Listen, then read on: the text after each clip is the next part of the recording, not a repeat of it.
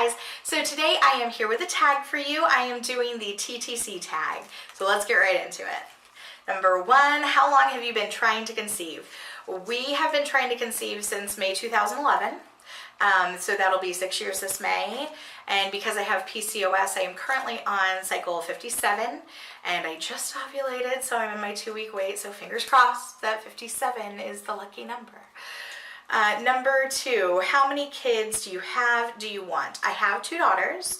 They are 9 and 10 years old. They are 1 year and 3 weeks apart. I would like another 2, and I would like them fairly close together because my 2 girls are such good friends and they are polar opposites, so it's wonderful because they're not competing for things. Katie is very much a leader. Natalie is incredibly passive, so Nat really doesn't give a crap what Katie does.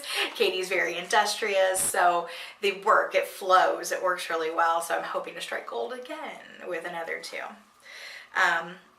How old are you and your husband? I just turned 37 and he is 35. How long have you been married? It'll be 12 years in April. What are some crazy things you do while trying to conceive? Here's the thing, I've been trying to conceive for so long that everything I do seems perfectly normal to me. So I don't know what I do that might be crazy at this point. I really try not to stress about it at all because, you know, again, I've been doing this for so long. In the first year, I was incredibly stressed because it's like, I want this now. Why is this not happening right in the moment I want it?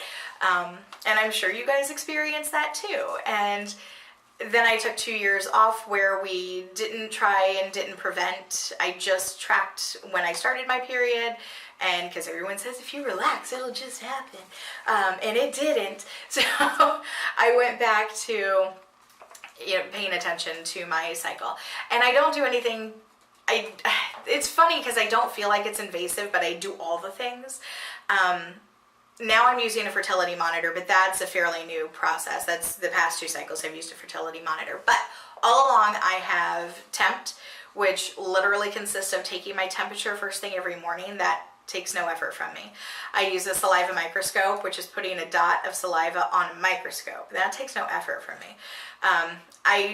Sometimes I do OPKs and sometimes I don't, and I have PCOS, so you can't, even if you're ovulating, it doesn't mean that you're going to get a positive OPK, and I'll know that I'm ovulating because I'm temping, but sometimes it just curbs my need to pee on a stick, you know what I'm saying? Like, I just like to test sometimes. And fortunately, the past 2 cycles I have actually gotten my positive OPKs, so that's good, but I don't always, and I don't stress it when I don't because my temps will show that I ovulated. But like, I don't think any of that is terribly insane. I know somebody told me recently that they used coconut oil instead of sperm-friendly lube, so I love coconut oil. It's everywhere in my house. I have a tub of it in here that I use for skin and hair, so why not use it for a lube? So maybe that's crazy. But you know, I've never used actual egg whites instead of egg white CM that I have heard some people do. I have never used blood on a pregnancy test instead of just urine, which I know some people have done. So I don't know that I do anything too out of the ordinary, or maybe all the things I do are out of the ordinary and I'm just so used to it. Number 5, does your husband know all about the TTC cycle? No, not even a little bit. Even we've been doing this for so long, and I tracked with both my girls too. So, you know, I know the ins and outs of all of it, and he just knows when he's supposed to do his thing. And if I'm like, babe, I'm ovulating, we need to have sex now, he gets all mopey. It's like, I'm just being used. So I don't say that anymore unless we're using the stork. Then he's just got to go with the flow. But until we started using the stork, I would just get extra flirty with him when I needed to have sex with him because I knew I was ovulating, just so he wouldn't feel used. God, so stupid. Sorry, I love you, babe, but come on, your part's so difficult. Have you been diagnosed with any sort of infertility?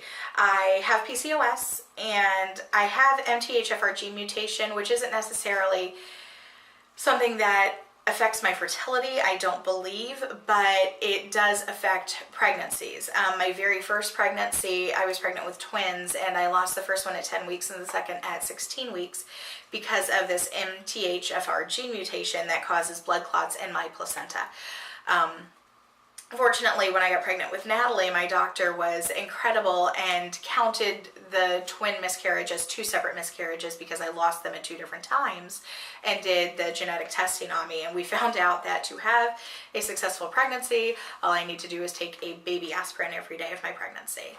For the sake of a baby aspirin, I lost 2 pregnancies. But you can't dwell on that. If I had those babies, I wouldn't have Nat and Kate, and I try to remind myself of that. But it pisses me off, you know? So I've let all my sisters know, if you get pregnant, talk to your doctor right away, because I don't want you to have to suffer a miscarriage just for the sake of finding out if you have this mutation. What keeps you busy during the 2-week wait? My children, and homeschooling helps. I'm in school right now, so that helps keep my mind off of things. Making lots of videos helps, but mostly I just start testing ridiculously, stupidly early because I don't know what else to do with myself. Thumbs up if you're that girl too. Let's see. What day do you usually ovulate? Sorry, my nose is itching. What day do you usually ovulate? I don't ever ovulate on the same day. After Kate, I got an IUD for a little while.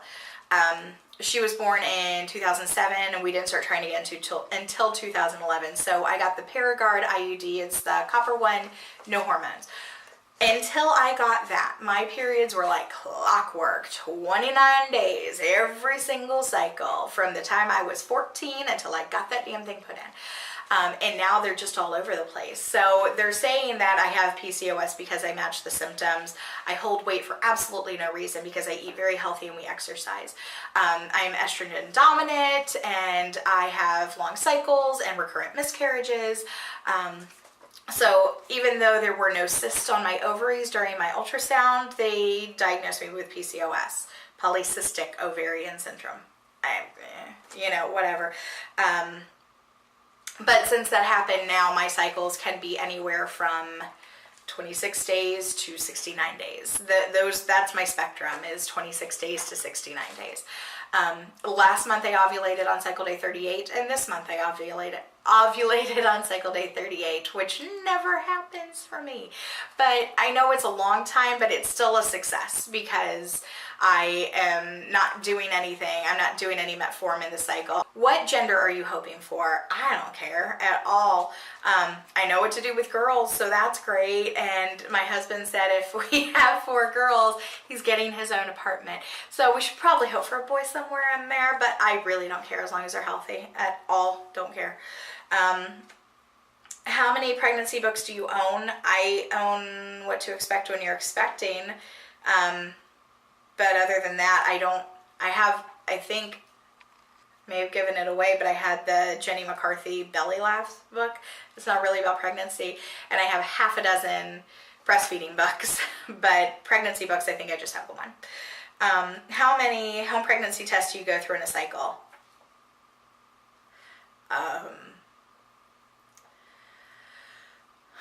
Let's see. I start filming when I am 9 DPO, but I sometimes will start testing at 7 because I'm sick in the head.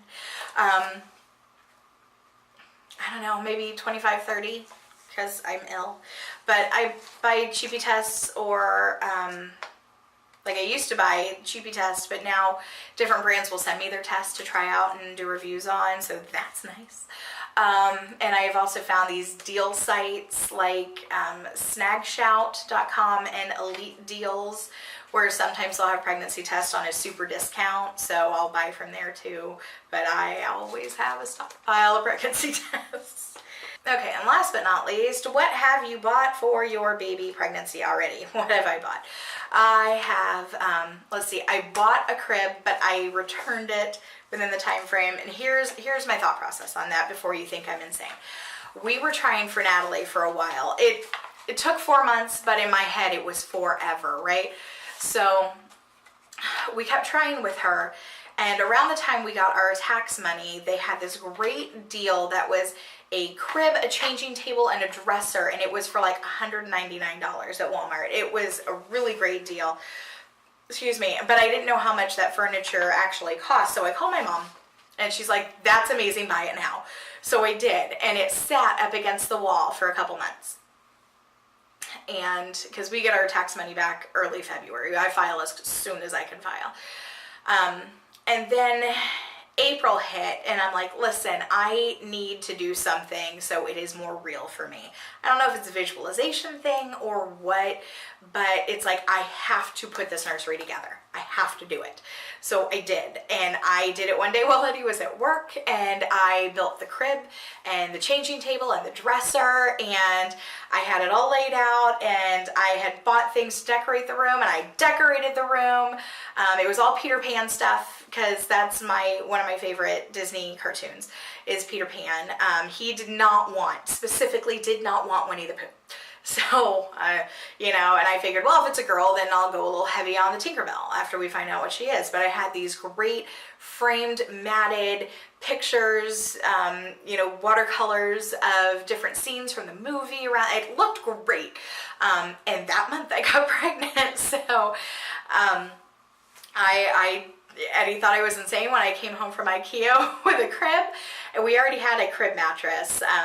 We had bought the girls new crib mattresses when we bought their toddler beds, and I gave one away with a toddler bed to my cousin when my niece was old enough for her toddler bed, but I kept one. I still have one. My kids are 9 and 10, and I have a crib mattress in the top of a closet in my schoolroom because I'm sick. But yeah, I bought the crib, and Eddie's like, fine, they have a 90-day return policy. If you are not pregnant within 90 days, can we please just take it back in the meantime? And I'm glad I did, because that was 4 years ago. So, I mean, where would I have put that in all of this time? So, I did buy that, but I have diapers galore. I have so many diapers, and I love my diapers, and I just like to play with my diapers. And the girls love the diapers. Anytime I haven't bought new diapers in a while, but every time I would get diaper mail, Katie would run and get her Curious George doll, because you know, it's fairly big. It's a bigger doll, like an actual baby size. And she would put the diapers on. She knows how to size them up and size them down, and how to go tighter, and when the legs need to be a little bit tighter, so because we don't want poop to come out the legs. So yeah, I'm so excited about my cloth diapers. But yes, I have something like 20 newborn diapers and 76, something like that, one size diapers that can go from 8 pounds to 35 pounds. So yeah, I have a lot of things for baby already, and some swaddle blankets, but no clothes or anything like that. I have a couple choice outfits that I've saved from the girls, but that's just kind of keepsakes. So, but yeah, lots and lots of diapers. All right, well, I hope you guys enjoyed this. If you do this tag, please leave me a link below so I can go and watch it. If you enjoyed it, please give me a thumbs up. And if you haven't subscribed, hit that button down below. And I will catch you guys next time.